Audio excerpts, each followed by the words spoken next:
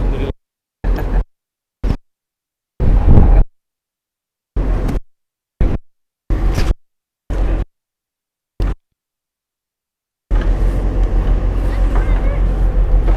Isi bu.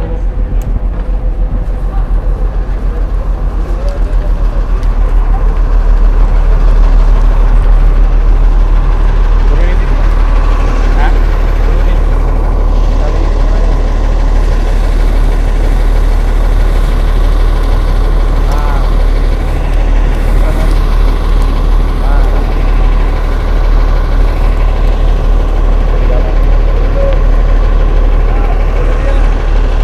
Ada ya. Ayo, Pak Ibu, ikuti saya. Hah? Apa? Bendera tak baik. Tidak apa-apa, biar.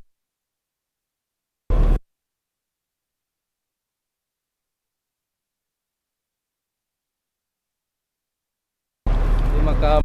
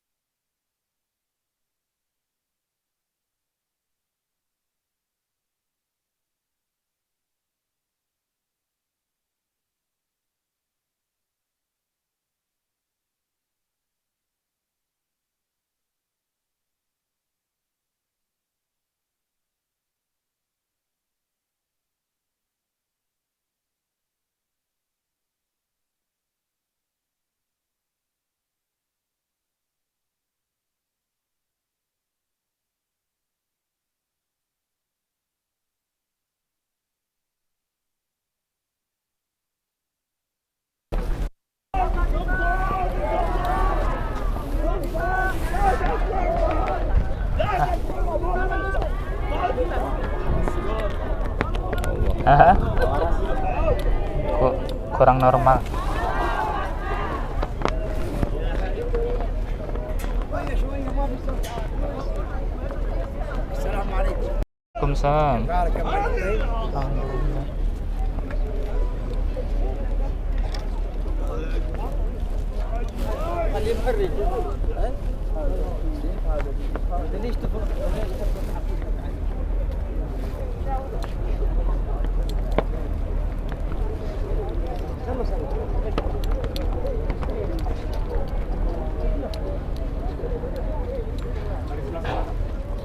Oh, nggak di sini aja. Nanti kita ke sana untuk jelasinnya. Tempat berteduh. Masih ada yang belakang.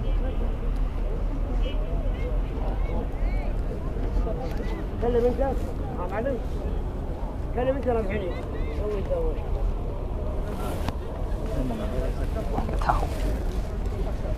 Apain dia?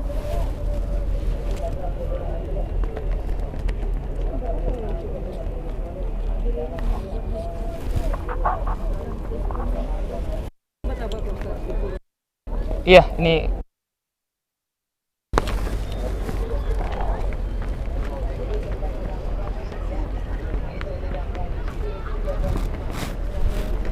ya. Naik kemana? Kalau naik ke sana ya mah ke bukit. Enggak, enggak. Apa? Soalnya bukitnya. Enggak, jangan naik. Kita udah nggak ada perang lagi. Baik, udah semua ya.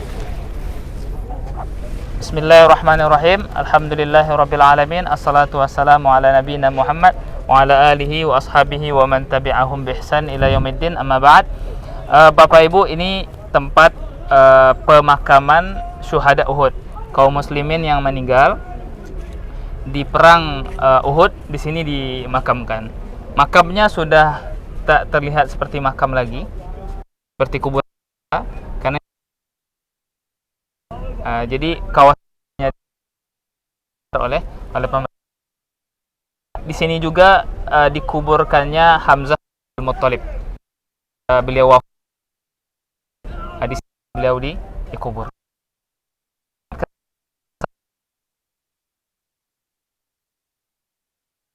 membaca doa dan mendoakan orang. Ada yang lupa atau nggak ada yang ingat? Doanya, Assalamualaikum ya ahlad diyar minal mu'minin wal muslimin wa inna insyaallah bikum lahiqun. Coba ulangi ya kalau belum hafal. Assalamualaikum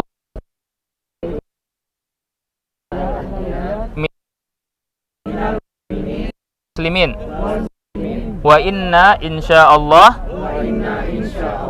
bikum lahiqun. Lahiqun. As'alullah lana nas'alna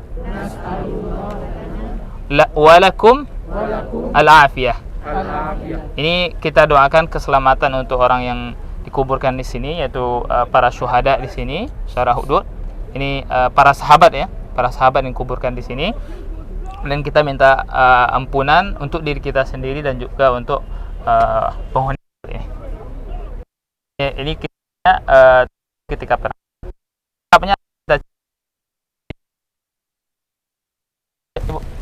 Di emperan masjid.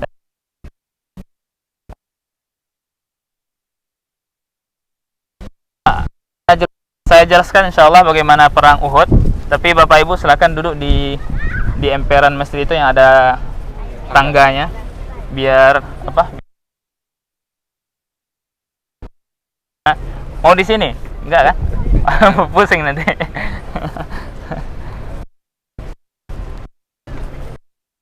Nyala nyala terus.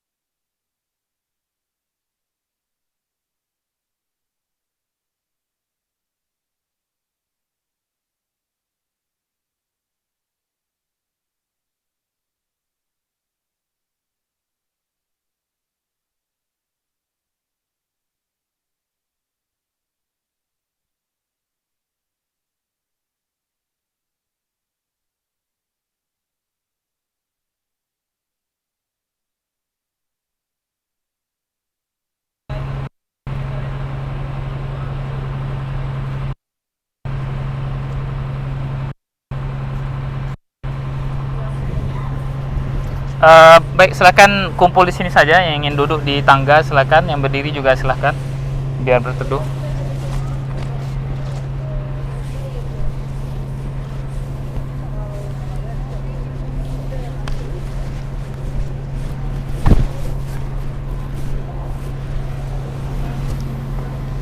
Silakan ambil posisi senyamannya aja. Ana jelaskan dari sini. Itu ada yang punya kacamata siapa? Nggak ada. Hati-hati ya, hati-hati. Silakan yang mau berdiri, yang mau duduk silakan.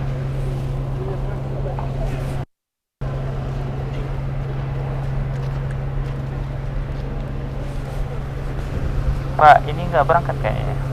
Yang keluarganya pakai kursi roda. Kelihatan. Pak, siapa sih namanya? Ini sekamar itu. Ibu yang pakai kursi roda ada turun tadi atau enggak? Yang punya kursi roda? Enggak turun ya? Oh ya, baik. Jadi di sini Uhud, perang Uhud yang terjadi itu di tengah ini. Coba kan, ini Gunung Uhud yang di sebelah kanan ibu-ibu. Dan ini bukit rumah, bukan rumah house ya, tapi rumah artinya dalam bahasa Arab. Nah,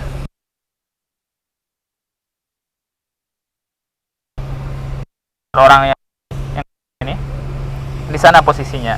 Jadi Madinah ketika itu, yang dimaksud Madinah yaitu Masjid Nabawi dan sekitarnya, arah di belakang kita, lalu orang kafir Quraisy itu datangnya dari arah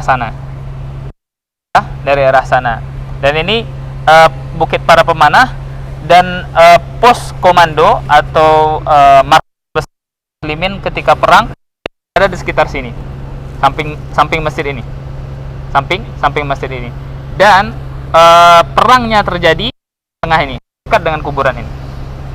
Perangnya terjadi di sini. Orang kafir Quraisy datang dari arah sana, disambut oleh kaum muslimin dari arah sini. Perang berkecamuk di tengah arah sana, dan para pemanah memanah dari arah sana ke sini. Terbayang kan?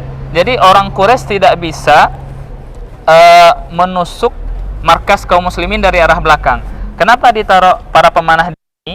Supaya mereka tidak memutar ke sana lalu menyerang dari arah belakang pos. Terbayang?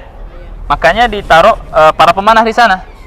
Nah, perangnya terjadi di tengah-tengah, para pemanah siap-siap memanah. Jadi ketika mereka akan berputar ke sana, orang kafir Quraisy dipanah terus. Dan ketika itu Khalid bin Walid, jenderal orang Quraisy ketika itu kalah. Mereka terdesak ke bukit ini, ke bagian bukit yang tinggi ini, ke kaki bukitnya, terdesak ke sana. Setelah terdesak, pasti banyak barang-barang rampasan perang yang berserakan di tengah-tengah. Para pemanah melihatnya. Banyak harta rampasan perang, kita menang. Perang Badar kita menang, di Uhud menang. Akhirnya terperdaya dengan harta rampasan perang. Mereka turun. Tidak semuanya memang, tapi sebagian besar turun. Untuk mengambil harta rampasan perang di bawah. Lalu Khalid bin Walid yang terdesak di kaki bukit itu melihat para pemanah ini turun. Ini kesempatan baik. Akhirnya mereka berputar langsung mendekati bukit ini dan membunuh para pemanah yang tersisa. Hanya sedikit yang tersisa.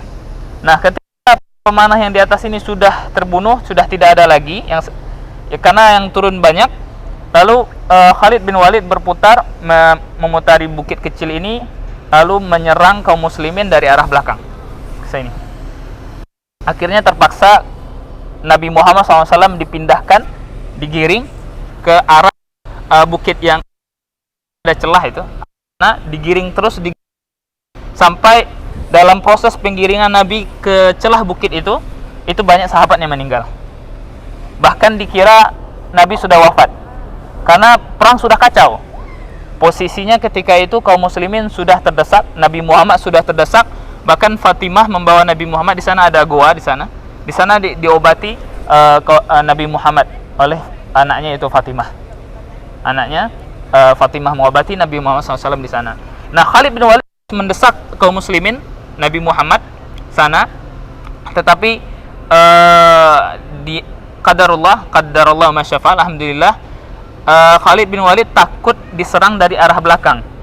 Nanti takut datang bala bantuan dari kota Madinah, maka Khalid bin Walid tidak terus menyerangnya, akhirnya balik lagi. Nah, alhamdulillah Nabi Muhammad SAW tidak wafat karena baliknya Khalid bin Walid. Nah, itu pelajaran besar bagi kaum muslimin, terkhususnya para sahabat, untuk mengikuti perintah Nabi Muhammad SAW. Karena Nabi memerintahkan tetap di posisi, para pemanah tetap di posisi apapun yang terjadi. Kalah, menang, tetap di posisi. Tapi mereka turun. Nah, akhirnya berbaliklah ke keadaan. Banyak yang wafat, salah satunya Hamzah bin Abdul Muttalib di sini. Itu singkat cerita terjadinya perang Uhud. Nah, Gunung Uhud ini juga salah satu keutamaannya adalah gunung surga. Sebagaimana yang disabdakan oleh Nabi Muhammad SAW, Uhud adalah salah satu gunung surga. Tapi gunung Uhud ini yang lalu ditaruh di surga, atau ada satu lagi di surga, wallahu alam, itu hal yang gaib ya. Dan juga keutamaan yang kedua, gunung Uhud, sebagaimana kata Rasulullah SAW, nahnu nuhibbuhu wa yuhibbuna. Kami mencintai gunung Uhud dan gunung Uhud mencintai kami. Bentuk cintanya bagaimana kita tidak tahu. Yang penting Nabi Muhammad SAW mencintai Gunung Uhud dan Gunung Uhud mencintai Nabi Muhammad SAW. Itu salah satu keutamaan Gunung Uhud. Saya pribadi udah 4 kali mendaki Gunung Uhud. Alhamdulillah. Itu indah sekali di atas pas musim dingin seperti subuh. Biasanya kita daki ke puncak tertingginya, itu terlihat semua kota Madinah. Batas-batas tanah haram yang sering kita ceritakan itu terlihat itu. Mana yang gunung air, mana gunung Thaur. Gunung Thaur itu di balik bukit Uhud ini. Ada bukit kecil di baliknya, ada gunung Thaur namanya, dan gunung air itu di arah sana ada bukit besar datar, itu gunung air namanya. Baik, sampai di sini ada pertanyaan Bapak Ibu? Udah capek? Kalau Khalid bin Walid itu kapan dia hijrahnya, Ustaz? Hijrah? Masih ke Islam bukannya? Oh, masuk Islam. Iya. Masuk Islamnya setelah Fathul Makkah. Setelah Fathul Makkah masuk Islamnya. Allahu a'lam. Ya? Enggak. Apa? Iya, di posisi ini. Makamkan di sini juga. Jadi Nabi Muhammad SAW menyuruh para sahabat yang membawa jenazah keluarganya yang meninggal untuk dikuburkan ke Madinah. Nabi menyuruh jangan bawa ke kota Madinah. Itu Nabi perintahkan, makanya dikuburkan di sini. Berapa jaraknya? Oh, kurang tahu sih. Dekat kok. Enggak. Paling 2 kilo mungkin sekitar itu. Enggak jauh. Terlihat nih, kelihatan. Hah? Apa? Sehari hari saja. Perang, kalau dulu perangnya siang, malam nggak mungkin perang karena nggak ada pencahayaan. Nah, kalau dulu tuh perang siang. Ya. Madinah itu kan sekarang nggak boleh orang kafir. Iya. Sejak kapan? Kalau zaman dulu Nabi itu masih Sejak Nabi Muhammad SAW. Nah, jadi sejak Nabi menyampaikan bahwasanya tidak boleh ada orang kafir di Jazirah Arab malah. berarti mereka diusir ya? Memang tidak boleh diusir. Nah, diusir. Terkhusus Mekkah dan Madinah. Itu setelah hadis itu asbabul wurudnya, hadis itu sampai oleh Nabi setelah Fathul Makkah. Setelah Fathul Makkah. Makanya banyak orang-orang Quraisy ketika itu keluar dari kota Mekkah. Yang tidak mau masuk Islam maksudnya. Yang tidak mau masuk Islam keluar dari kota Mekkah karena dilarang untuk berada di kota Mekkah dan Madinah khususnya, termasuk Jazirah Arab. Sekarang kalau kota Mekkah Madinah orang kafir.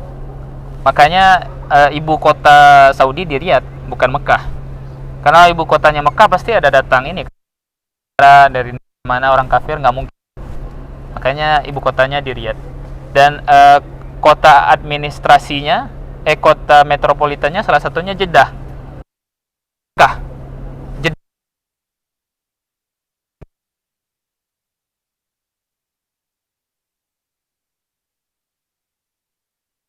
Negara mereka kan banyak yang nggak pakai jilbab juga kan. Orang Filipina dan lain-lainnya.